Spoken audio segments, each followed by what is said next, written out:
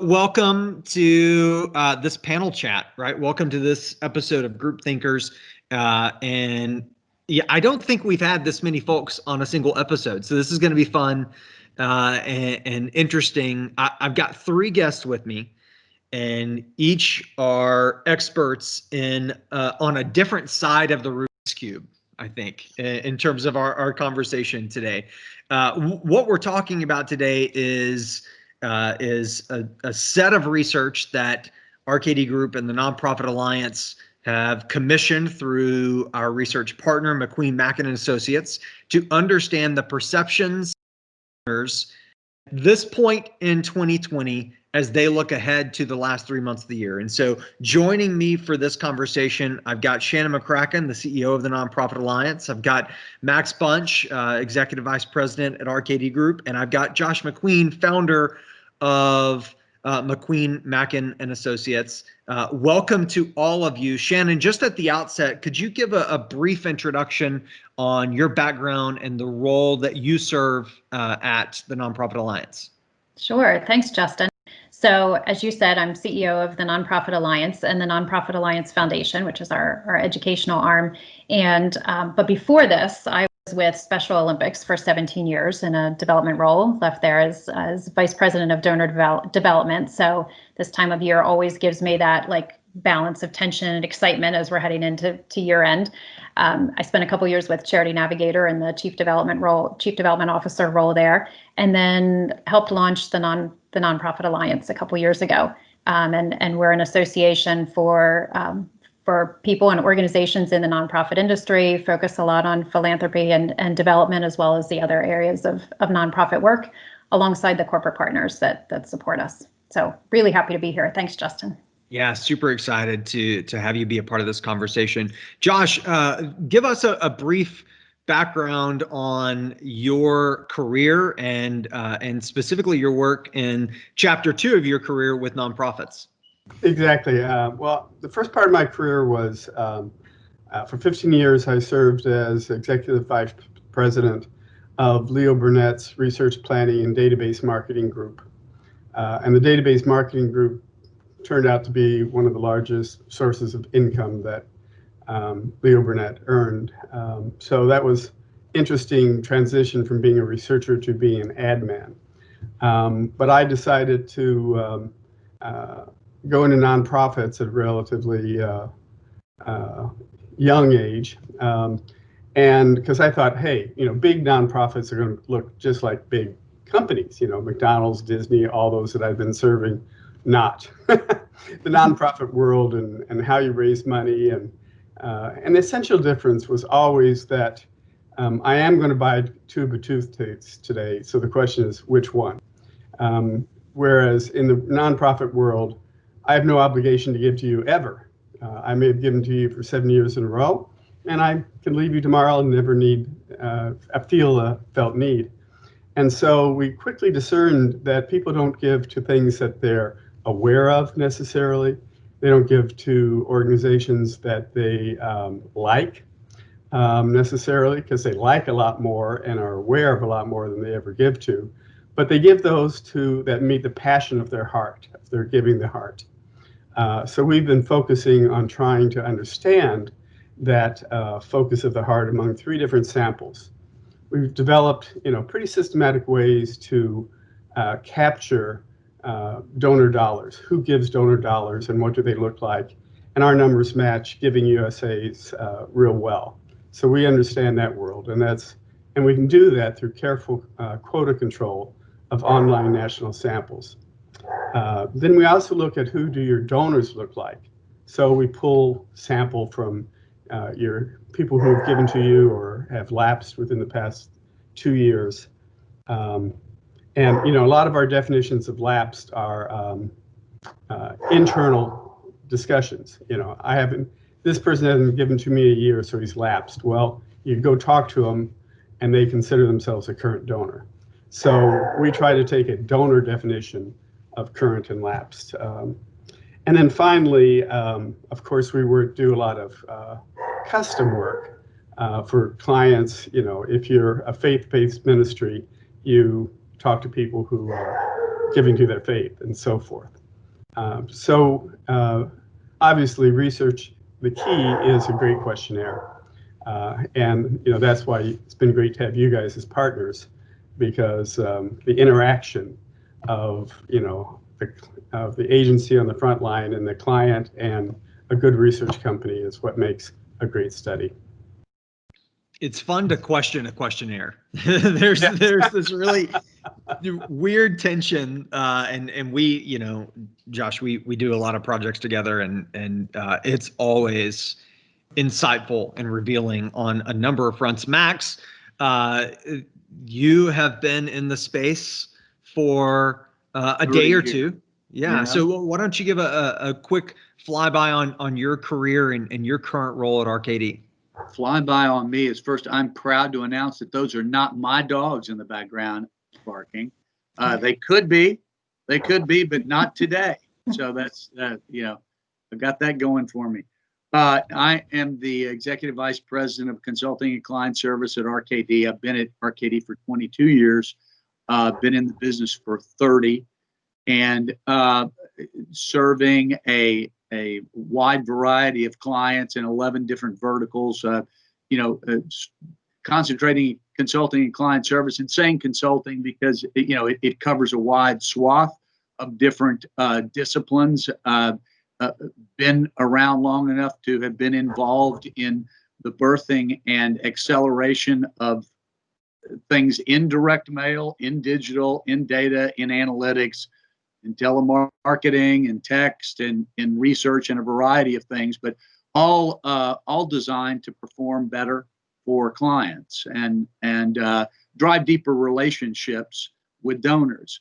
So and I think uniquely positioned at RKD in the sense that I get a chance to see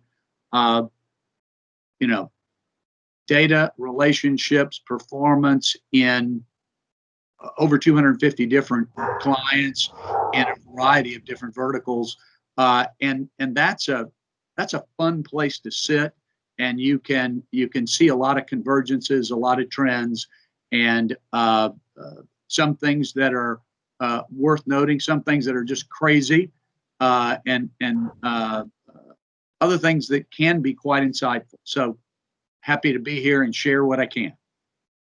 Yeah, thanks, Max, for that. As you think about the crazy, 2020 is certainly a year of the crazy, right? Shannon, I want to throw it to you. You mentioned your time at Special Olympics, and not only that, but Charity Navigator, and even at TMPA with the foundation side. You've got a client lens that I appreciate so much, and so you're used to a raised level of anxiety as you hit this point in the calendar year, late October, looking down the road at the last 2 months. But this year is very, very different, right? And rewinding back to, and we were together in person in DC last February at a conference, and then all of a sudden, it all changed, right? It all changed March 11th, and we've talked about that a ton. But I think that it's really a good primer for talking about this donor sentiment research. Could you talk about the impetus and your interest in this project? Why the current climate is starved for an understanding of how people are going to respond or not between now and the end of this year? Absolutely, yes. And there's been no shortage of hypothesizing this year about what year end is going to look like, because that's what we do. That's what our agency partners like RKD Group do. That's what we're all.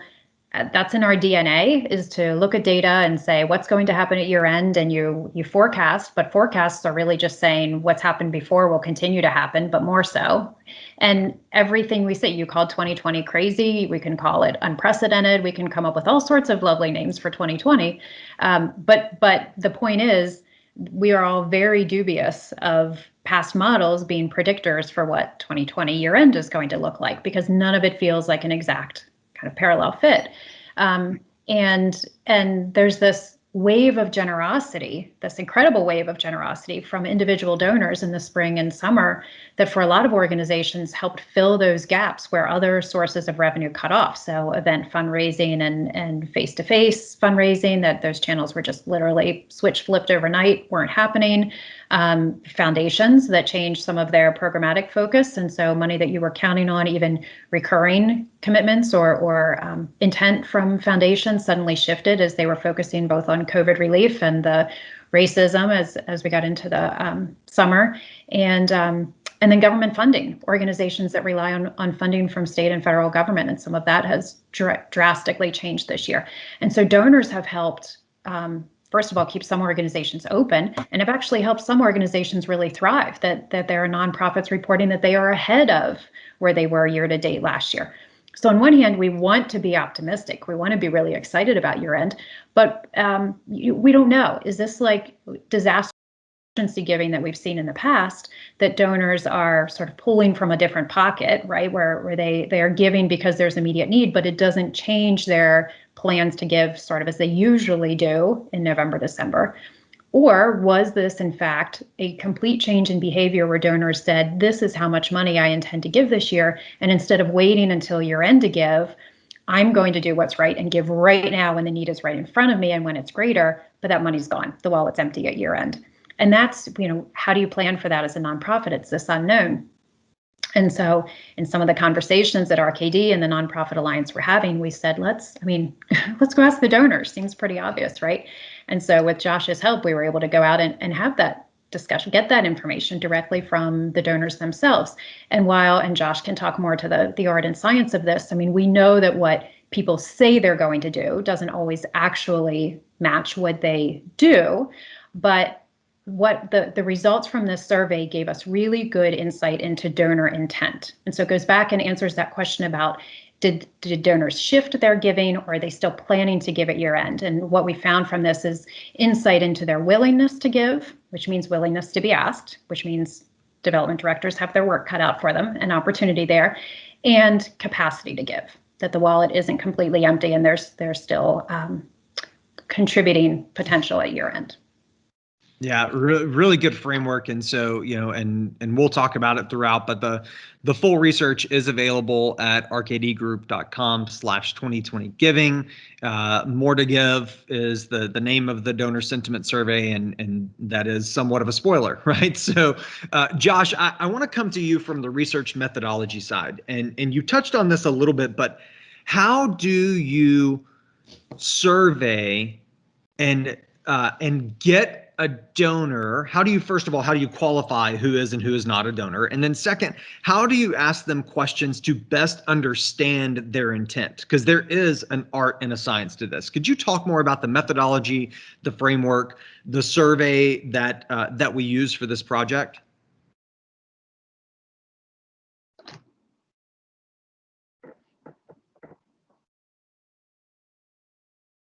Josh is on mute, I believe. Yeah, I was just looking to see if I could unmute Josh. There you are. Okay. Sorry, I can't get my picture to work either, but that's good for the rest of the people who are viewing this. So in matching national dollars, what we've discovered is that the number of people who are giving to nonprofits over the past 10 years has steadily stayed the same or slightly dropped. And when you look at the data, about a third of the U.S. doesn't give today. That's a drop. About a third of the U.S. gives under $100 each year, and that's a rise. And about a third of the U.S. population is giving over $100, and that has risen. So the absolute level of giving across has stayed about the same, which, given a dramatic increase in household income in the last 5 years, given the just increased population size, you would have expected it to grow faster than in previous years, but it hasn't been growing. And the average person gives between 1.1 and who's in this category is between 1.1 and 2.5% of their income to charitable causes. and we match that. Now, as we build the sample, there's some things you have to control for. Women respond to questionnaires more than men, so you want a 50-50 split at the end of the day. Young people and very old people respond to questionnaires better than middle-aged people, so you have to control for generational giving. And when we're doing a donor survey, trying to match U.S. giving dollars, we only talk to people who give over $100. Now, part of that is that in the last 5 to 10 years, millennials are giving a higher percent of their income than they did 5 or 10 years ago. But many of them are giving to anywhere up to 12 different nonprofits a year. So the amount that they give to any one nonprofit makes it very hard, and they have less loyalty when they give to 12 than when they gave to 6.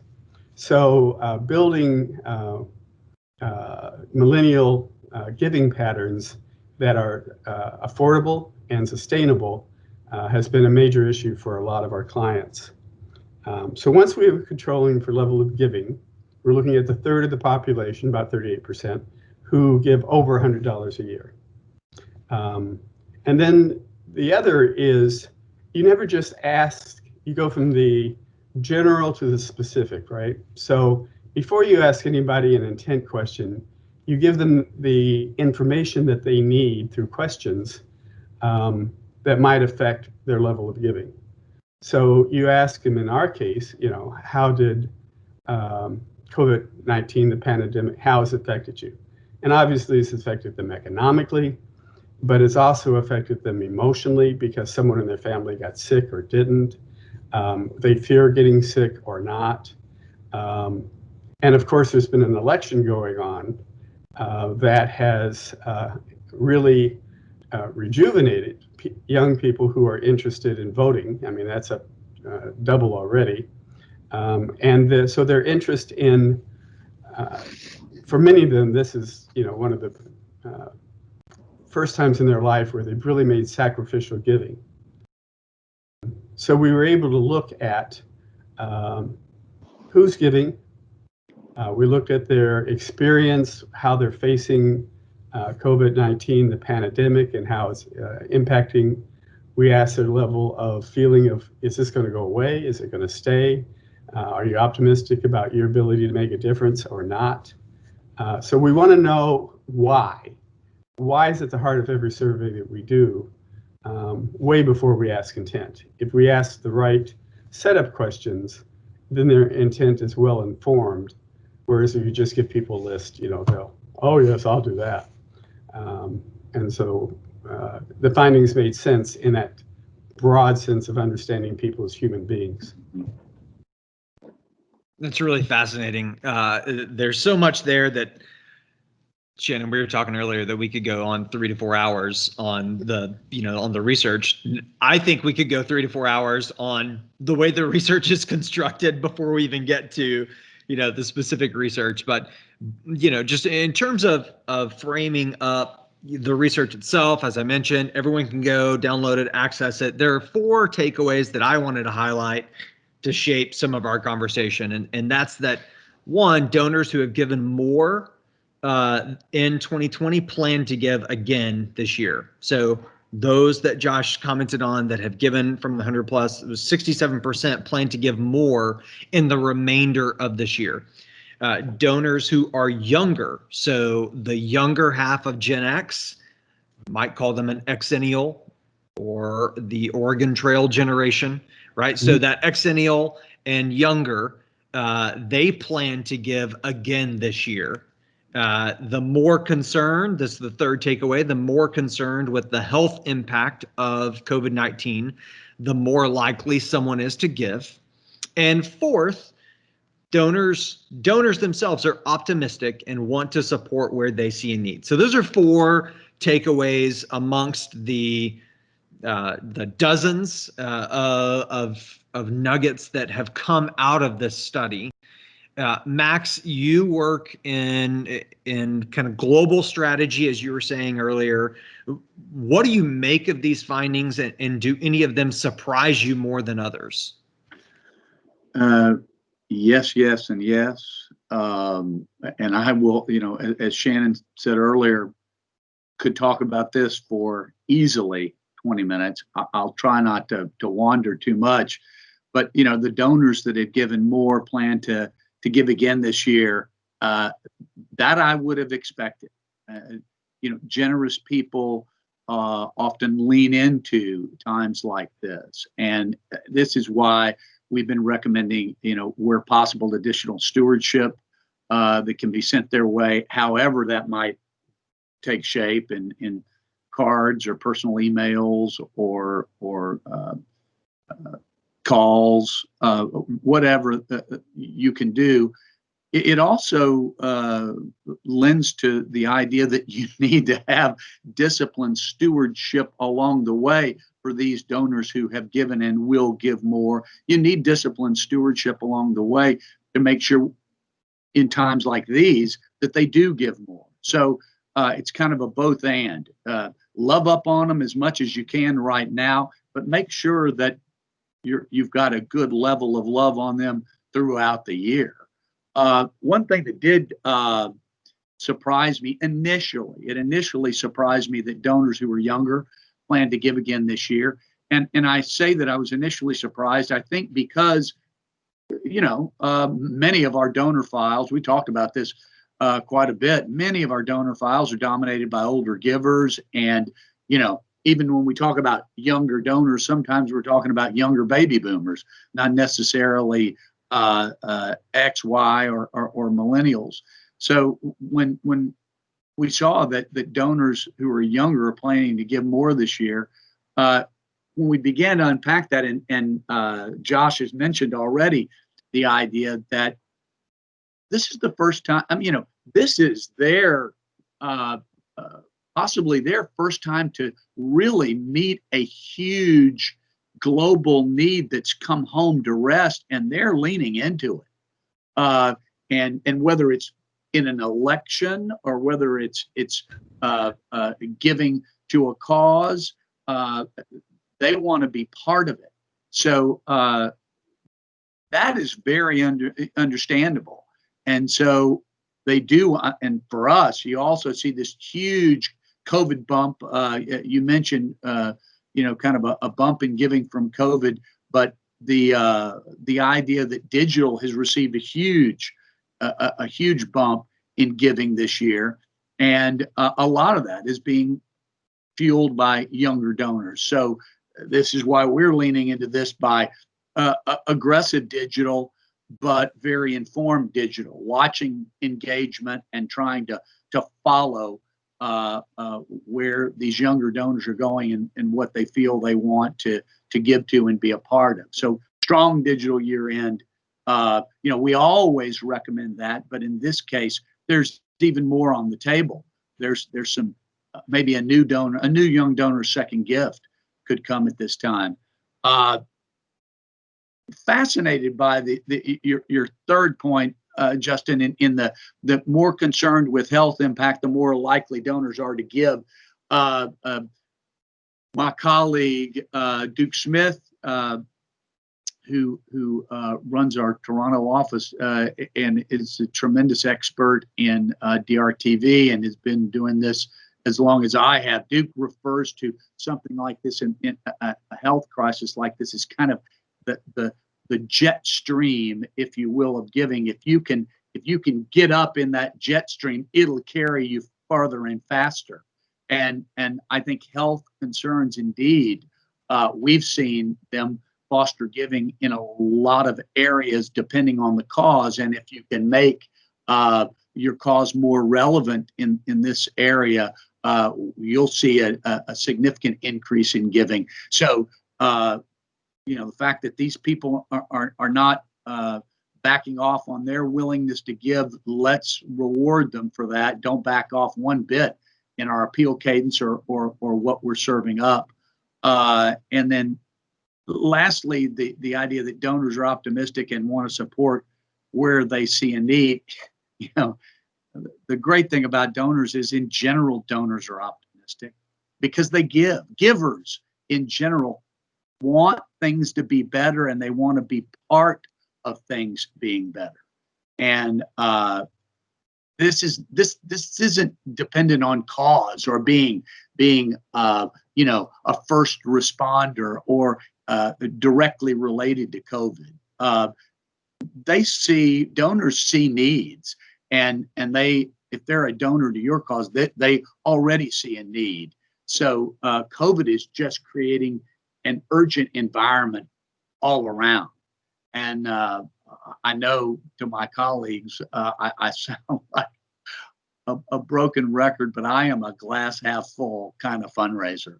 And I just think now is a great time to be in fundraising, especially when you can make your message relevant regardless of channel. So time to be cautious about things that are happening and be sensitive to things that are happening to people. But in regards to fundraising and the need for what we do, never been a better time. Shannon, the idea that Max was just presenting there about this jet stream, for me, it really connected with what you were saying earlier about disaster donors. And so many times around a disaster, there's a wave of support and there's a jet stream that if you can just jump into it, it will carry you. There's a reason why in nonprofit land, we have a very specific label for disaster donors, right? And right. So that lack of historic loyalty year over year or in other cycles, that it's someone that chips in the moment, but maybe isn't well connected. From the conversations that you're having with other nonprofit leaders, are they thinking about these donors as disaster donors? Are they putting a new label on them? What are you hearing from your peers? No, I think we're hearing that question, right? Because we don't know yet. That so much of that determination it's by circumstance, but it's also by how those donors continue to behave. Obviously organizations, when there is a disaster, certain organizations that are responding to that disaster, they expect that influx and they know.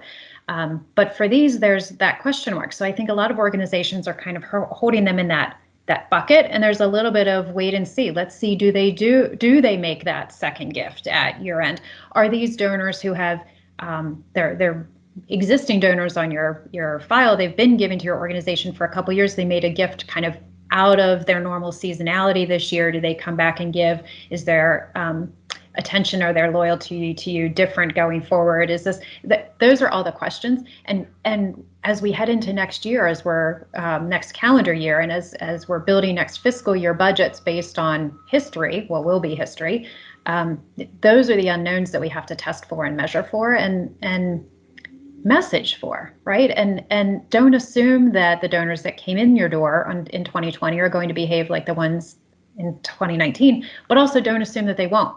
And so create a path, give them the cushy seat in the jet stream and to ride that out and see where it takes them. Because the worst we can do is just to make assumptions and pile them into a bucket without really knowing that that's their intent and interest. Yeah, that's spot on. Don't assume they will, but don't assume they won't. I think one of the things that we are seeing is that a significant number of these new,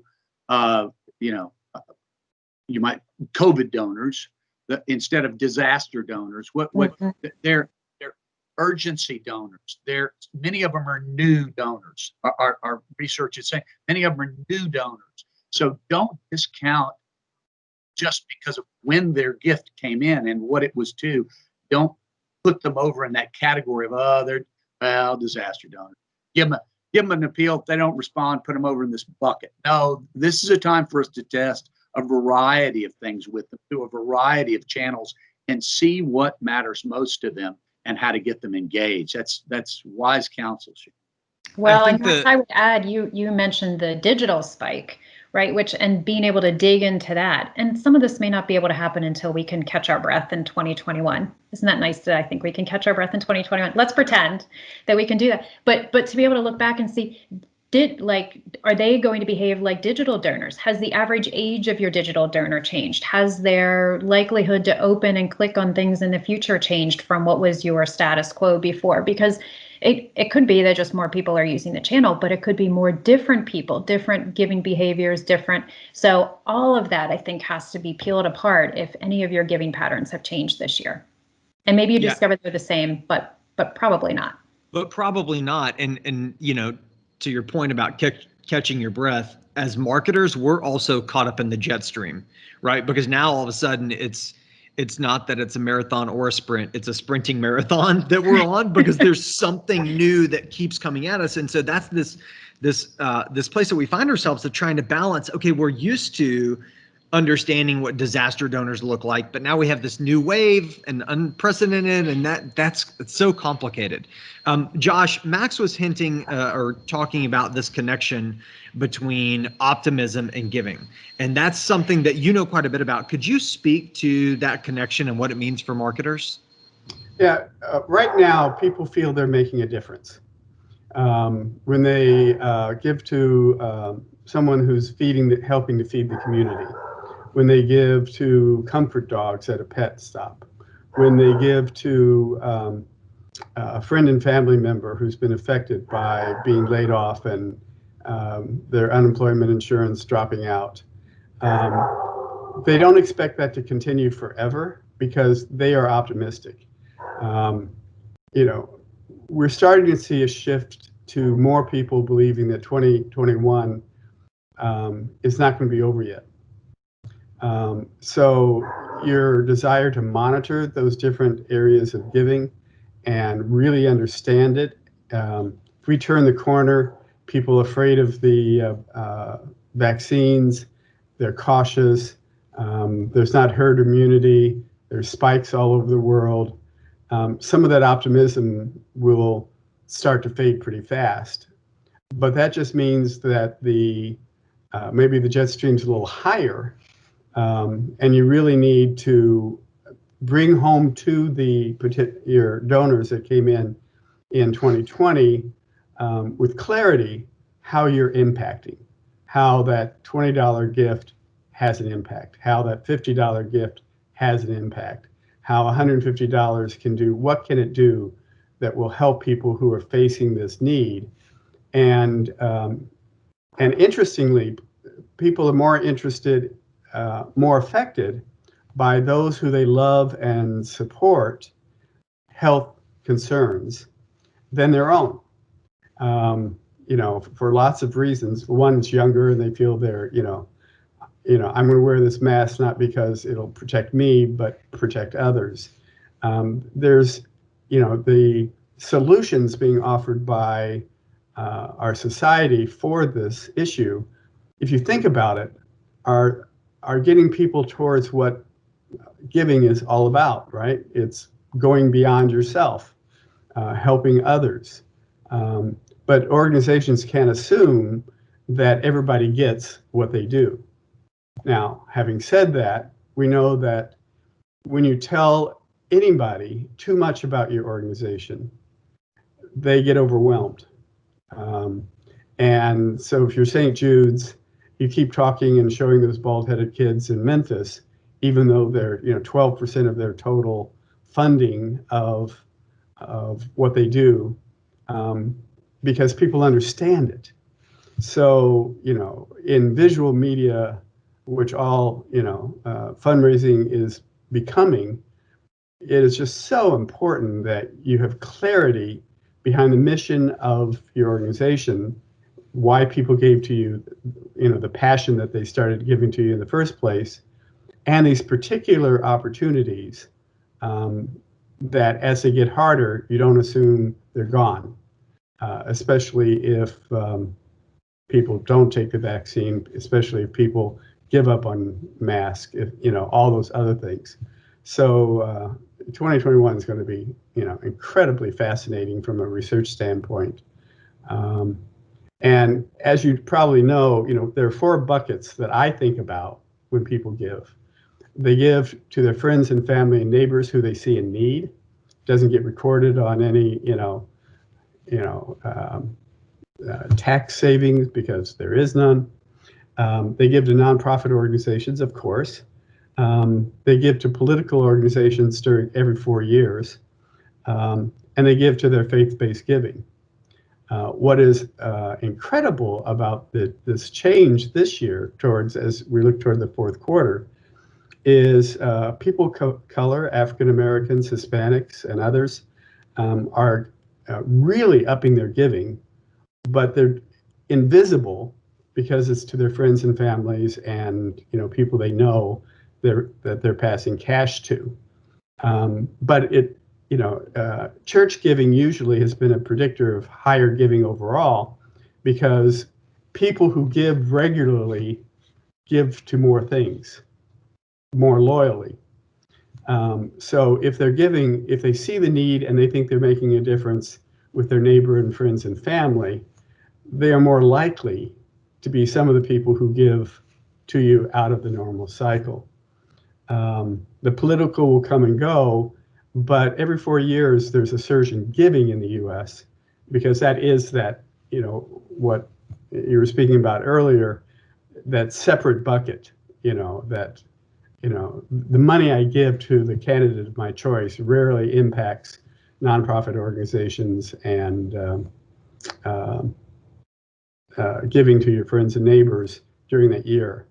Some of the toughest changes will be among faith-based organizations because those that have adapted and are doing, Bible studies face-to-face, showing a community prayer session, doing things, leveraging the new technologies, are doing well or better. And those that just simply stream or live stream their service are not doing as well. So, how you accommodate for your own people that have been giving to you and that you've been serving greatly affects the outcome. Shannon, how do you process all of that? Like, this is now all of a sudden we're getting barometric pressure within the jet stream, and like there's incredible amount of data that Josh is pouring into this conversation. How do you process all of that? Right. I think there are three things to take into. Well, we're a week out from the elections. We're into year end at this point. So it's kind of where do we pick up from here and make sure that we're aligned. And I think three points on that, Justin. The first is this idea of optimism, and I just don't think we can draw enough underlines on that during this conversation. Whatever happens next week in the election, no matter what the outcome is, there will be about half of the country that feels like it's reeling. Maybe more of us feel like we're reeling, but at least 50% are going to be, about 50% are going to be angry, hurt, confused, disenfranchised, all sorts of negative words that we can associate with that. And so then you put in this idea of optimism and of the correlation between optimism and giving. Optimism, let's use the word hope.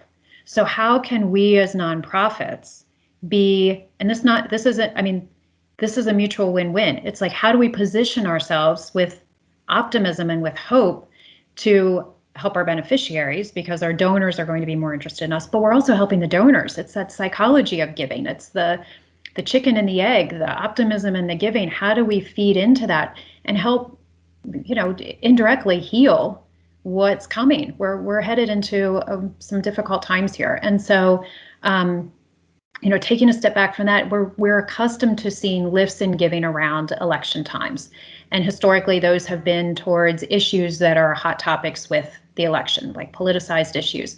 In 2016, we saw the lift in giving at the year end, and it wasn't limited to political issues necessarily. It was people giving as an act of activism. It was there, and giving to organizations that just made them feel good, that had nothing to do with some of the issues. So, as we are headed into another cycle that could have that same sort of just intense reaction, nonprofits need to be the vehicle that connects donors with a sense of positivity and purpose. So let's be that. over the next couple weeks, and let's be that message in people's inboxes. So that's point one. Point two, being a little more pragmatic here, strategic management is really about 4 steps, right? It's scanning, planning, implementing, and then evaluating. And then it just feeds into that cycle. So from a fundraising point of view, we're at the implementation stage. We've scanned, we've planned, here we are, we're running. And so some things are kind of preset. And so the first part of this is the organizations that did well through the spring and summer are the ones that stayed the course. So if you sort of panic and hit the button and say, wait a minute, like, how can we go out and talk about our mission right now because there's something else that's going on in the world, and it might seem like we're tone deaf if we're talking about our need or our issues or the work that we're doing. You know what, if you hit pause for a week or two in November or December because somebody internally, is a little bit squeamish, you don't get to reclaim that time. That is year-end time that is gone. So you don't want to be, you don't want to put your blinders on, but you really need to stay out there. Don't kind of panic in the moment. But the flip side of that is also don't be an idiot. So look around, keep doing it sort of in a micro way, keep doing that scanning, planning, implementing, and evaluating. If we're all waiting with bated breath on ballot counts out of one state and the deadline is tomorrow, then maybe that email that you're planning to send at 3 p.m. tomorrow should be moved because it's going to disappear into the noise. So just because it's out there, just because that's the date that looks perfect on your calendar and when you've always sent it before, reality check, kind of step back and look at that. So stay the course, but be smart about it. And then, really point 3 here is that we're 7 months smarter than we were in March. We didn't wake up in March saying, gosh, we have a lot to learn, but we have learned a lot. And so let's do that, not just with our fundraising, but really look closely at our staff and operations right now, because some of us were caught flat-footed or some of us, adapted really quickly to things like working from home and, figuring out all that piece. Do we have that plan in place if something happens at year end? So what happens if your digital manager loses internet access at her home office, or your day-to-day account person at your agency gets sick and is, completely offline for a couple of days? Who is the backup? Who has the logins? Who knows what's supposed to be executed? Who has sign-off authority? Who, all those pieces. Bench depth at year end has always been a vulnerability for nonprofits and fundraising. That's, we're all operating on a shoestring and everybody's putting on lots of hats. But I think this year in particular, risk mitigation here is, it's not just important, it's necessary, because we can't, it was one thing to have to sort of shuffle and adjust in March and April. You can't reclaim a week in November, December. You can't reclaim December 30th and 31st on January 3rd. So, think and how you're building those layers. I hear you say that, and the contingency planning, and we were involved in a webinar together where there was much talk about all of these different contingency plans on how to pivot situations, just like what you were suggesting, Shannon. But there's also a little bit of our own medicine that we need to take for our own people. We say you need to love up on your donors. You need to do some stewardship. We need to do some internal stewardship here, because one of the things that's happening with a lot of people is the COVID burnout. The fact that people just find themselves working all the time. You get a bad backache because, oh my goodness, I haven't left this chair for 8 hours because of all the different things that are happening. My colleagues are tired of hearing me say that, but the issue is that we do need to plan in some of that internal stewardship. Contingency planning, risk mitigation, and internal stewardship to love up people. I think that is definitely 7 months smarter. That's part of the smarter too. Yeah, you're absolutely right. And having that now and then planning for that after you get through that year-end crunch too. So we can all say that now, and we can be as intentional and purposeful as we can. And then there's some of the reality of some of this just needs to happen, and people do get into that momentum of the moment, and we can expect some crash there in January. Allow for that, give everybody a little space, and then come back stronger and dig into the results and see where you need to go from here. But yeah, Max, I'm so glad you brought that up. That's really we can start flying too fast and we miss that. eye fatigue in addition to backaches, right? Because of Yeah. the Zoom fatigue that we're all facing. And so really, here's what I love about this conversation is that, we started by talking about the research itself, but now we're talking about the application of the research into our own organizational structure and development. And I think that's powerful. And I can't say thank you enough for the three of you to be a part of this conversation today. The full research is available. This is the first of many conversations we're going to have around this. And so I just, thank you guys for taking the time for this and for buckling up through the remainder of this year. We appreciate Absolutely. the opportunity. Thank you. Thank you. All right. This has been great. Thanks, guys. We'll There. Bye-bye. Bye.